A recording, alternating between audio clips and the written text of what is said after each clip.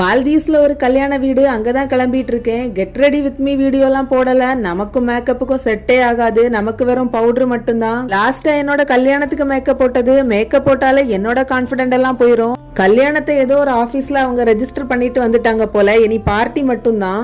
நான் நம்ம ஊரை மாதிரி ரொம்பவே பிரம்மாண்டமா இருக்கும்னு நினைச்சிட்டு வந்தேன். ஆனா இவ்வளவு சிம்பிளா வைப்பாங்கன்னு நினைச்சு கூட பாக்கல.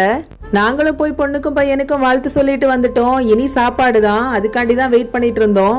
நைட்டு வீட்டுல போய் சமைக்க வேண்டாம்னு நினைச்சிருந்தேன். ஆனா இங்க ஸ்நாக்ஸ் மட்டும் தான் வச்சிருந்தாங்க. ஆனா ஸ்நாக்ஸ் எல்லாமே ரொம்பவே நல்லா இருந்துச்சு. நம்ம ஊர்ல எல்லாம் காசு இல்லாட்டாலுமே கடன் வாங்கி பிரம்மாண்டமா திருமணத்தை நடத்துறோம். அது மட்டும் இல்ல, எங்க ஊர் கன்னியாகுமரி சைடு எல்லாம் மினிமமே 100 பவுண்ட் தாங்கங்கிற டவுரி சிஸ்டம் வேற இருக்கு. அதை பாக்குற நேரம் இவங்க மேரேஜ் சிம்பிளா நீட்டா தான் இருக்கு. பாத்தீங்களா, கேமரா உமன் கூட ஒருத்தங்க தான் நிக்கிறாங்க. சாப்பிட்ட உடனே எல்லாரும் வெத்தில பாக்கெல்லாம் போடுறாங்க.